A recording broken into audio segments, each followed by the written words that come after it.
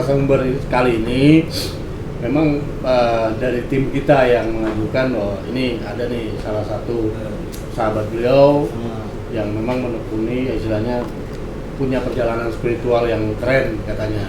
Makanya saya minta sama tim, udah nggak apa-apa. Ternyata memang luar biasa ini. Siapkan obat pusing karena saya ini udah pusing.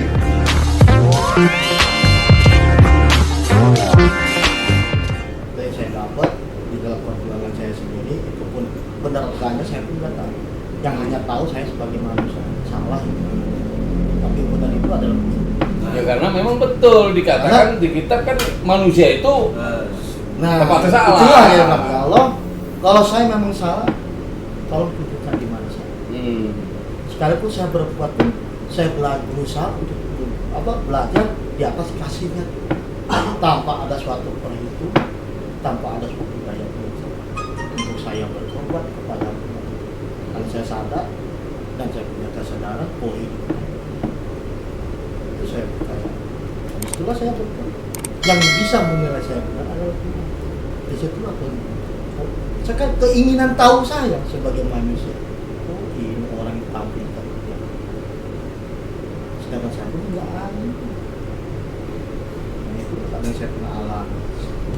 Tapi ada sendiri ada basic pembelajaran tentang agama. Sekolah dulu di sekolah Islam apa belajar teologi. Nggak ada. Jadi ini memang saya mendengar rasa dengan sendirinya. Dengan sendiri. Artinya dengan usaha bagaimana menelaah cerita kehidupan ya. Cerita itu saya ingin tahu awalnya. Awalnya ingin tahu. Awalnya saya sholat. Lalu benar sih Allah itu ada. Saya pengen tahu itu aja. Nanya itu doanya. Tuh setelah orang tua udah nggak ada. Nah setelah saya sholat sekitar sholat jam 12 lah ya. Bisa ya. Nah pas lagi bawa Allah Akbar si ada sholat. Sudahkah Anda tahu di mana? Itu kencang banget suara. Satu Februari. Saya langsung padam. Saya tengok kok nggak ada yang ngomong. Itu suara itu terdengar bener sama. Jadi bukan bisikan ya? Bukan bisikan. Ini suara dari situ tapi terdengar keluar gitu. Buat panik ya. Kuping pun kedengar gitu. Karena kalau yang bisik-bisik itu kerjanya faktor X tuh. Enggak lah. Kalau Allah dia bicara langsung. Bukan jelas. Jelas. Itu beda kalau lagi kepengen beda. Ini mah cerita pengalaman saya dulu. Akhirnya saya keluar lah dari masalah itu kan. Saya dibuka di depan pinggir jalan. Siapa yang mau minta? Saya suruh ikut. Kamu pergi ke depan ke lampu merah Serengseng. Gak punya duit, gak punya rokok. Apa? Gak punya duit. Nah itu kan akal lumayan. Yang saya sadarin akalnya bermain. Gak punya duit, gak punya rokok. Ya, kita mau jam pakai bensin, gak mungkin gak pakai bensin kan. Tapi bisa ngikutin, saya ikutin tuh. Berhentilah di warung tuh. Ada warung di lampu merah Serengseng tuh sebelumnya kan ada warung jalan anggrek. Pas pinggir jalan sampingnya musola. Pas mau masuk itu ya? Nah, pinggir jalan tuh ada begitu. Sampingnya tuh ada warung. Duduk lah saya. Sini ngomong, tanya sama Wang, dia punya masalah dengan istri. Gue tanya dong, Bang, emang abang ada masalah dengan istri? Ketemu warung-warung, bapak tahu katanya. Di situ saya yakin ya ada. Di situ mulai itu? Di situlah mulai saya menyadari. Ngawalin itu?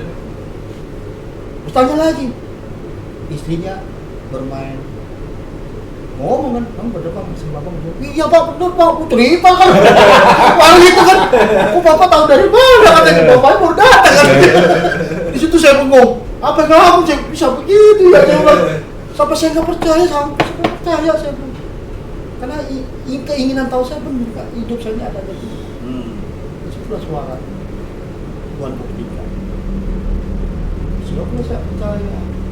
Nah di situ saya ingat kayak orang tua aku itu kan katakan. Dirawatlah hidupmu. Hidupnya Tuhan. Karena hidupmu hidup Tuhan. Hidupnya Tuhan.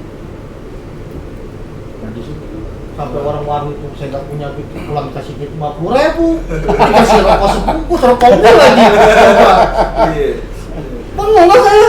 Nyata udah ngomong. Saya nggak punya duit, nggak punya bensin, dikasih mutlak itu berdua. Coba. Rokok dapat, uang dapat. Nyata nggak itu? Makan gratis. Makan gratis. Hanya sebatas itu doang ya. Di situlah saya mulai percaya. Proseslah hidup. Ternyata nggak segampang apa yang kita dapatkan. Itu boleh belok lagi. Begini amat, saya bilang gitu. Artinya berarti proses perjalanan ke Tuhan itu juga bertahap ya? Betul. Ada lagi. Nanti kita yang dikocek gitu lah Itu istilahnya. setelah saya mendapat itu sekitar kurang lebih 9 tahun baru sampai. 9 tahun. Tahun berapa itu mulai percaya awal? 9 tahun lah dari sekarang. Oh, 9 tahun yang lalu. Nah, 9 tahun. Saya 2010 2011 lah ya. bahwa adanya keyakinan saya bahwa adanya anak yang berbukti dan apa yang diberikan oleh orang tua itu. Disitulah saya kembang.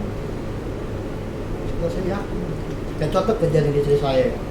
Pak, anak yang bayar ulangan itu masih SMA ya, anak yang ketiga harus bayar 1 juta. SMA atau SMP? SMA. Harus bayar 1.600.000. Nah nih Pak, besok udah harus bayar kita. Istri saya udah marah-marah kan, udah sabar. Karena manusia nggak daya apapun kan, saya pun nggak kerja. Oh, saya nggak kerja? Nggak kerja, saya demi Allah saya nggak kerja. Saya bertanya ya Allah, apakah dengan cara kemudahan ini dengan cara apa? Dengan saya nggak kerja. Itu komunikasi lu bicara Komunikasi. biasa apa? Enggak, komunikasi kepada Tuhan gitu. Pada saat Komunikasi dalam ibadah diri. gitu. Dalam Dalam diri diri. aja gitu. Enggak, maksudnya dalam kondisi Saya dalam kondisinya lagi duduk, lagi bengong. oh bukan ritual ibadah yang lagi Enggak, jalankan. lagi duduk, saya lagi duduk santai sambil ngopi, Oh. lalu sambil ngeliat handphone, tiba-tiba istri saya ngomong, Pak besok harus bayar ujian 1.600.000. Langsung stop saya HP saya berkomunikasi sama dia. Mohon ampun lahir batin. Pertama saya ngomong, Awal. ya Allah mohon ampun lahir batin di atas segala kesalahan saya. Dengan cara apa ya kemudahan saya untuk membayar sesuatu kebutuhan saya. Dengan saya nggak kerja. Jadi minta ditunjukkan, minta dibimbing caranya lah. Iya. Kasih tahu caranya. Cara manusianya begitulah ya. Ah.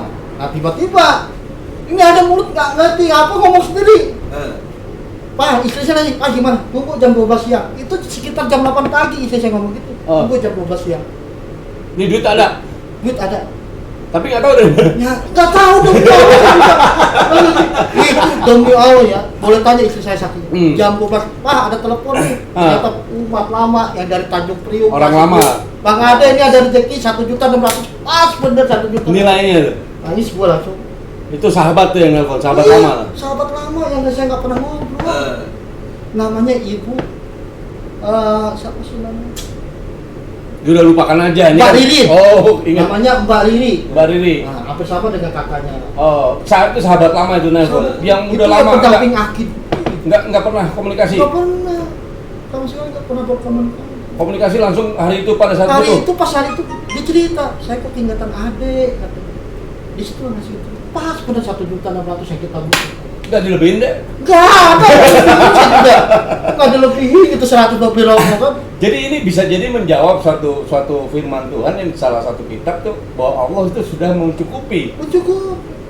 Makanya kan saya ingat waktu orang tua bersama. Bila mana kamu sudah patuh setiap waktu kepada, maka aku jadikan apa yang kamu ucapkan. Akan aku jadikan apa yang kamu gerakkan. Itu nyata benar. Tiba-tiba nih mulut, Mak, apa tunggu jam 12 siang ada telepon. Itu bener istri saya lagi masak. Pak telepon nih Pak katanya. Oke, handphone istri. Iya. Ngirimin nomor rekening deh. Eh. Ini ada rezeki buat kamu. Itu pasti transfer 1.600.000.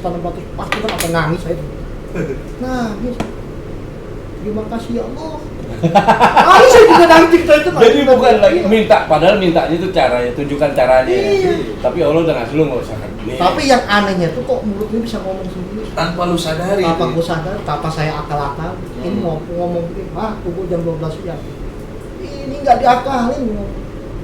Itu suara tuh. Nggak ada sempat kita berpikir. Boro-boro kita mikir gimana ya. Gimana Nanti lagi, pakai ya? apa ya? Karena posisi memang menerima kondisinya saat ini memang lagi. Ada kondisinya malah lagi main HP, nonton YouTube Pak, nonton YouTube, Oh, berarti nonton nanti- YouTube film horor.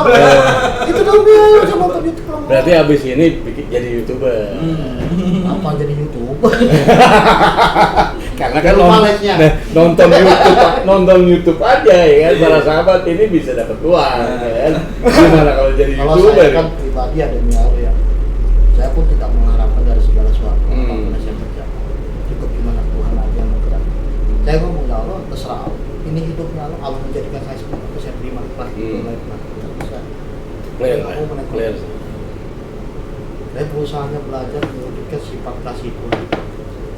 Nah, Entah itu jelek-jelek, entah dinilai buruk kayak buat saya terima ikhlas dinilai baik. Selesai. Sampai saat hari itu saya masih belajar. masih menerapkan hal itu. Nah, karena saya menghayati apa yang diberikan orang lain. Jelas bahwa alam kita ini kan prestasi di antara sesama. Jelas 12 pasal itu terakhir. Ini Yang gini satu, deh. cara ceritanya kenalilah diri siapa Hmm. diri siapa.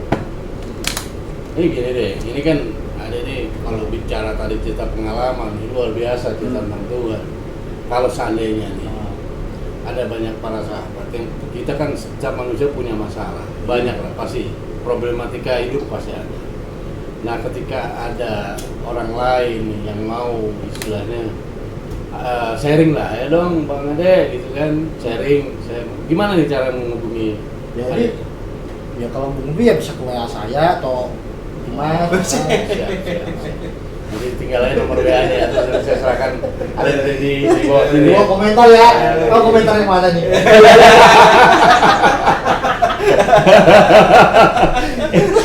Tapi ini ada cerita pengalaman saya ya. Ada sahabat saya datang, ya.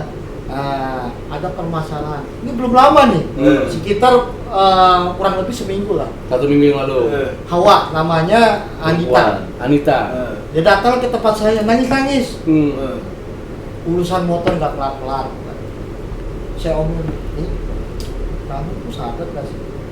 Selama ini kamu Tuhan tuh pernah mencukupi hidupku, tapi hidupku tidak pernah mencukupi. Ternyata saya lihatkan dengan beragam kali. Kita udah sih berarti sadar. Ya memang benar saya nggak pernah mensyukuri. Kamu cerita sendiri. Jadi tolonglah dihayati. Bila mana kalian ingin dimudahkan, belajar terima. Saya cuma satu, kamu saya kasih tugas 9 hari untuk bahasa istighfar. Saya kasih tugas istighfar sekarang. Dari 9 hari selesai itu beliau cerita. Hanya istighfar. Istighfar aja. Mohon ampuni istighfar sebanyak-banyaknya. Saya ngomong gitu. Sepuasnya. Sepuas. Nggak pakai nominal berapa kali Nggak sehari? ada. Tahu nggak? Saya bebas kan. Baik-baiknya istighfar. Istighfar yang baik. Itu setelah 9 hari, mau menjelang 9 hari, urusan motor Pak.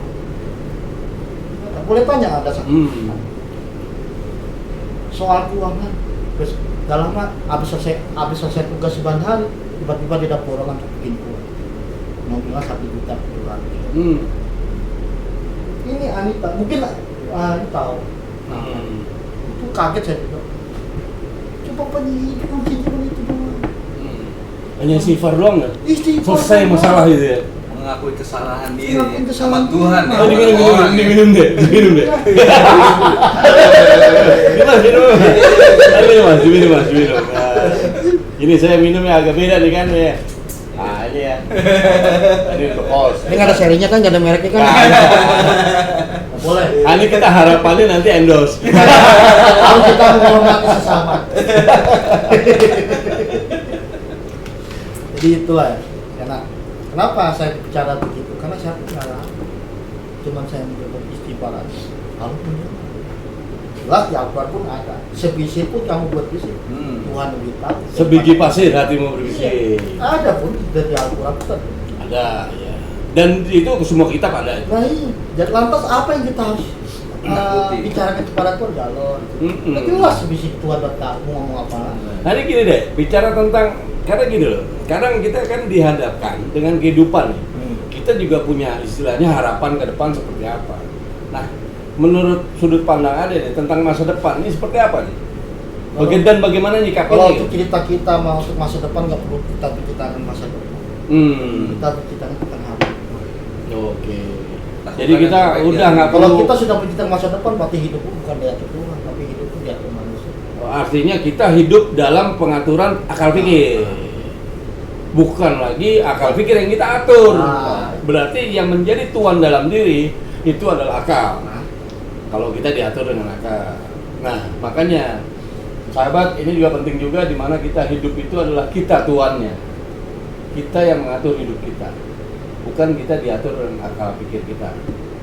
Walaupun dalam kehidupan sehari-hari akal pikir itu tetap harus dipakai. Gitu ya.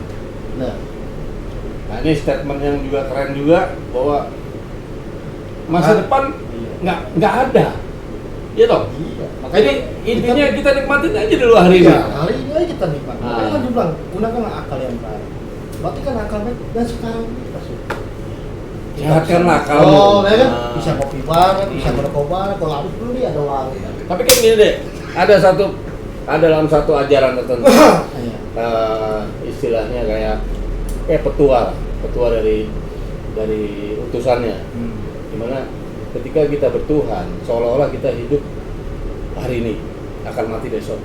Namun ketika kita menghadapi dunia, seolah-olah kita akan hidup 1000 tahun lagi. Itu gimana deh maknanya? Ya kalau untuk cerita itu ya, itu kan kalau secara manusia saya ya, kalau untuk menceritakan tentang kehidupan kita akan hidup itu secara akal kita saya Kita boleh berencana. Nah, boleh kita berencana. Itu kan punya rencana manusia bahwa Boleh. karena manusia tidak siap kita panggil hari ini. Ya, artinya itu memang kita Tidak tetap ada berusaha untuk lu berencana aja, Iya. nggak masalah. Hanya jangan sampai kita mengatur Tuhan. Seolah-olah lebih lah ya. seolah-olah Kalau rencana kita yang terbaik gitu buat masa depan. Kalau untuk hari ini kita lakukan aja apa sesuai dengan keinginan Allah, sesuai dengan hidup kita yang diberikan oleh Tuhan di atas syukur kita. Itu kita nikmati itu. Kalau kita benar-benar manusia yang bersyukur seperti apa yang kita manusia, berarti kan menikmati hari selanjutnya. Dan enggak kita masih depan satu jam lagi kita nggak tahu. Belum tentu ya. Habis gini kita mati ya. Belum tentu ya. Masih akan keluar mati ya. Belum mati. Kita punya harapan 1000 tahun lagi. Besok 1 jam kita masih mati coba. Nggak masuk akal kan. Berarti kan selama ini manusia itu diatur oleh akal sendiri aja. Nggak mau diatur. Berarti manusia itu tidak menjadi tuan rumah di dalam dirinya sendiri. Gitu. Kenapa? Karena manusia itu kebanyakan ego. Merasa dia itu nggak mau disalahin. Karena kebenaran itu yang dia dapat apa yang dia kerjakan, apa yang dihasilkan, karena semua itu penghasilan dia, bukan merasa Seolah-olah perbuatan dia hasil kerja keras dia. Padahal mau enggak ya. Padahal sadar kalau nggak ada ridhonya Tuhan nggak bakal Tuhan kita. Jin Iya. aja nggak berani nggak sih kalau nggak ada ridho. Apa? Jin. Jin aja nggak berani nggak sih ke manusia kalau nggak ada ridho. Oh, jadi jin juga ada peran serta nih. Ada peran serta. Kita sendiri. Oh, sendiri. Oh, jadi kita. Waduh, gue berat nih. Kepala gue makin pusing nih, Bang. Waduh, para sahabat tolong siapkan ya obat Kan pusing jelas di kita meja. ada di dalam diri kita ini ada 3 unsur. Oh, ada Rasa 3 unsur. itu, 3 unsur. Minallah, minadin, minanas. Minallah, minadin, minanas. Tolong coba dijelaskan apa itu? Sifat Tuhan, sifat jin, sifat manusia. Sifat Tuhan, sifat Nah, berarti kan jin dan sifat manusia. Oh, berarti kita harus mengenal sifat mana yang harus kita kerjakan. mana yang kita lakoni? Nah, seperti tadi kan kembali lagi tadi kesadaran kita mengenal hidup kita ini mengantar ke siapa. Oh, pada saat ini kita lagi jalanin sifat siapa nih? Oh, ini lagi sifat. Oh, jadi jin ya? Belum rinci. Akan Garuda. Iya. Jadi Itulah, Pak. keren juga nih. Jadi menurut paham Bang Ade ini, di mana manusia itu tertitip mutlak 3 sifat. Sifat manusia, sifat Allah dulu ya, sifat Allah, sifat manusia dan sifat jin. Di mana kita hanya cukup sadar diri pada saat hari ini kita lagi melakoni apa nih. Nah, itu aja. Sehingga nextnya pun kita akan tahu ketika kita saat ini saya sedang sifat jin nih, berarti siap-siap dah. Gitu aja. Kan, itulah yang kita disebut itu mengenal hidup kita. Sampai kita pun merasakan sebelum kita melangkah, sebelum kita berburu. Masalah urusan baik gak baik urusan. Kita kan hanya berusaha, bukan mengakui saya udah benar, bukan mengakui saya udah bisa, tapi berusaha. Nah, ini gini deh. Ini kan kebetulan hari ini kan Idul Fitri ini deh. Belum, tar. Idul Fitri enggak sekarang kan? Sekarang. Udah, kita kan tengah puasa nih. Oh, iya, Idul iya. Fitri. Nah, ini kan udah Idul Fitri. Pengertian hari ini kan Idul Fitri ini apa sih menurut pengertian hari deh? Idul Fitri. Ini kan kembali ke nol nih katanya, kembali ke fitrah. Gimana nih? Kalau yang saya tahu mah ya kan nama hidup itu kan saling memaafkan ya. Oh. Nah, kalau dia ketemu mau maaf lahir batin. Benar. Nah, saya pernah ada sahabat kita nanya. Pak Ade katanya, ini kan bulan suci. Saya lagi ngerokok, saya ditegur sama sahabat saya. Gitu ya. Pak Ade, ini kan bulan suci Ramadan. Bulan sucinya kita untuk berbuat kepada Tuhan. Saya bilang, oh iya, mau maaf lahir batin. Nah, mau maaf, bukan saya membalikan bahasa tadi. Kalau memang hanya ini Tuhan jadikan bulan suci, Nah bulan-bulan sisa Januari, Maret itu bulan apa? Apa bulan suci kita? Selama kita berbuat, kenapa harus sekarang kita berbuat baik? Nah bulan-bulan kemarin kita nggak berbuat apa? Bulan-bulan kemarin kita berbuat apa? Nakal. Jadi boleh gitu yang 11 bulan kita berbuat nakal, 1 bulan kita baik. Enak bener hidup kayak gitu Pak. Jadi, Enak bener. saya Bulan suci dia maafin semua. Saya agak sedikit pusing untuk menetralisir hal ini ya, para sahabat. Jadi mungkin yang dimaksudkan Bang Ade ini adalah di mana ada 1 tahun, ada satu bulan, satu bulan dalam ajaran tertentu itu mereka berbuat baik atau berpuasa dalam rangka Idul Fitri. Nah di situ menurut Bang Ade adalah 1 bulan inilah ajang pelatihan, di mana pelaksanaan itu adalah 11 bulan berikutnya. Begitu ya Bang Ade? Harus bisa, jangan hanya bulan Ramadan, tapi kalau bisa sesuaikan dengan setiap jadi, bulannya. Hasil daripada latihan bulan ini, Idul Fitri ini, besoknya kita harus terapkan. Harus terapkan. Itu berulang terus. Walaupun kita nggak tahu nanti mati apa enggak. Kita mau berusaha baik. Nah, itu. Bukan karena dari bulan suci Ramadan, kita nggak ngerti. Karena kita kan hanya mengikuti kan pola ajaran apa yang diberikan agama. Tapi kita kan diberikan isinya oleh Tuhan. Jadi bukan hanya bulan suci. Bulan kemarin kita suci kalau kita mau berusaha. Bulan Januari kalau kita mau berusaha kita tidak bulan. Justru yang 11 bulan di luar bulan Ramadan, setelah Idul Fitri ini, itu adalah ajang kita membuktikan. Wah, keren. Para sahabat, tolong jangan lupa next channel YouTube kalau nonton di sini siapkan obat pusing karena saya ini udah pusing, benar-benar pusing. Saya bagaimana menerjemahkan dari cerita pengalaman lo, Bang Ali ini luar biasa ya. Jadi memang sedikit pusing tapi hikmahnya luar biasa. Jadi keren ya deh. Dan memang jadi manusia-manusia yang sifatnya selalu bersyukur gitu. Harus bersyukur. Dan ringan ya menjalankan ritual. Karena kita tidak mengerti apa yang diberikan Tuhan, kita tidak mengerti.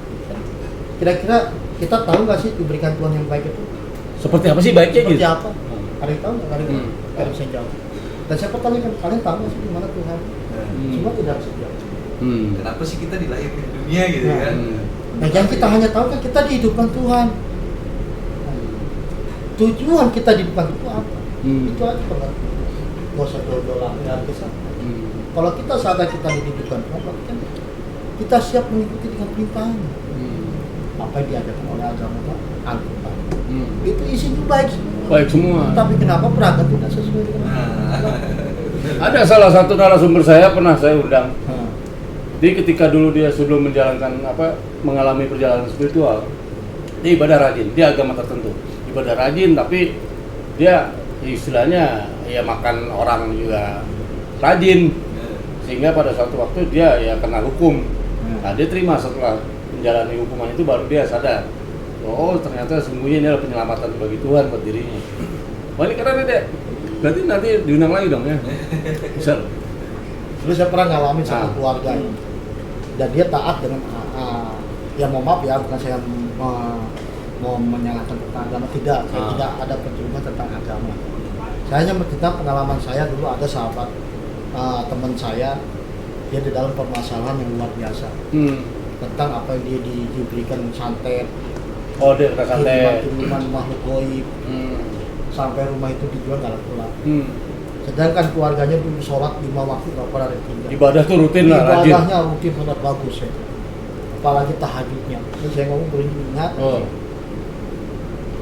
Iya, merinding loh sahabat. Buat lo ini lo ini. Dia merinding, saya pusing. Itulah semua kepada saya. Tiba-tiba saya ngeliat datang ke rumah itu gelap benar. Padahal Pak ini saya udah nyalain lampu.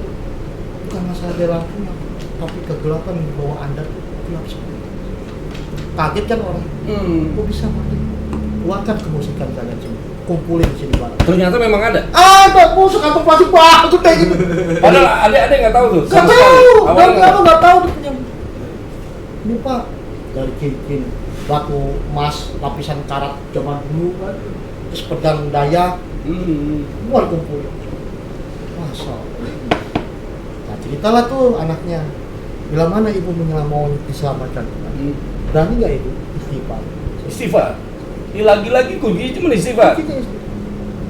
Sampai dia akhirnya suami istri termasuk sama ibunya. Saya suruh istri itu kejar nangis pak. Oh ampun ya apa kuat. Itu saya sakit. Ada videonya di handphone istri saya. Oh nanti boleh di-share lah. Sampai ibunya cerita setelah saya berikan doa kepada ibu dan anak, luar biasa pak. Soalnya kayak dibawa terbang pak. Tapi dalam kondisi sadar itu. Hah? Dalam kondisi sadar dia Dia masih merasakan sadar. terbang. Di bawah rasa kedamaian luar biasa pak. Ibunya nih ngomong ke saya, kamu Bade, saya sholat udah 5 waktu, gak pernah tinggal dari ibadahnya juga, sholat tahajud gak pernah saya tinggal. Tapi gak pernah namanya kan merasakan sedamai ini. Setenang itu. Orang itu bicara, tidak pernah merasakan hati saya sedamai ini. Tapi jangan ngeliat kesininya begitu dong deh. Iya, ini kok penyaksian kita. Oh juga, iya, kan? jadi betul. Ini ekspresinya luar biasa ya. Jadi emang ini Tuhan ini kan jujur Bapak ini masih beliau. memberikan kepercayaan pada saya untuk menyelamatkan apa yang saya pernah alami. Kejadian-kejadian. Dan dia fungsi kita sebagai manusia itu seperti apa yang harus kita selamatkan. Jadi kita bisa selamat. Apalagi kita menyelamatkan sesat. Jadi hanya Allah yang menyelamatkan. Itu semua karena Tuhan. Tapi juga di mana ada makna manusia itu hidup gitu. Nah, dan juga sahabat, Bu, saya emang nggak bisa Bu, kalau ibu seperti ini. Jujur saya manusia biasa, nggak punya apa-apa. Hanya Allah lah yang berkehendak. Bila ibu mau, ayo kita tuntun bersama. Bila ibu mau, gimana Pak? Kita pasrah sama Tuhan. Mohon ampunan sebanyak-banyak. Lagi-lagi kunci dari kejar masalah itu cuma istighfar ya, minta ampun aja ya. Sontak saja masalah. Ampun, ya Allah. Apa tadi teriaknya? Saya ngeliatin, bisa begitu. Saya juga bingung sebagai manusianya kan.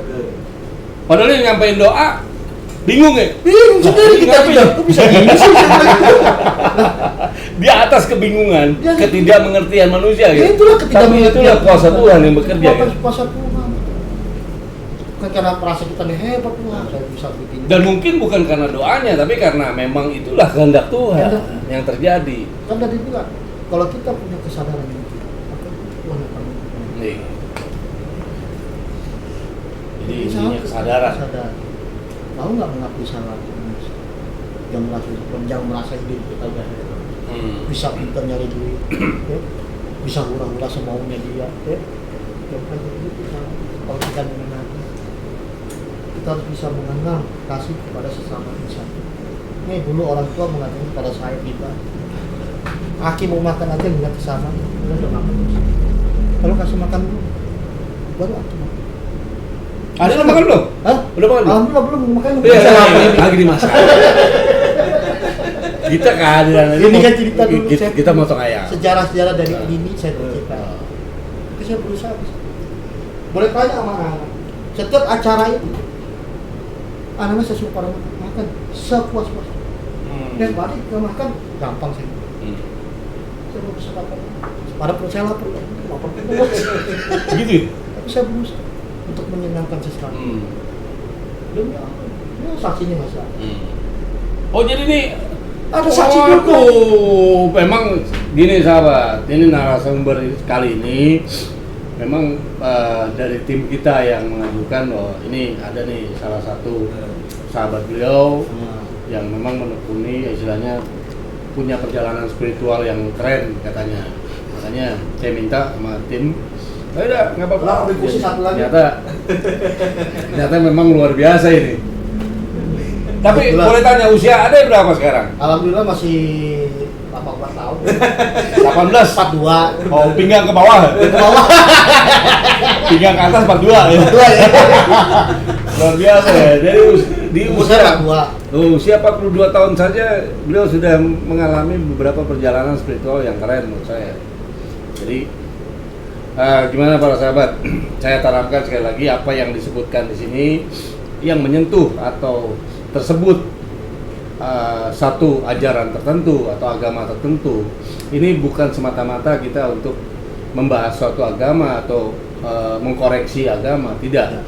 Hanya di sini berdasarkan murni pengalaman, dan kebetulan beliau ini memang basic dasarnya beragama tersebut. Makanya apa yang beliau sampaikan adalah ya benar-benar kejujuran dari apa yang beliau alami.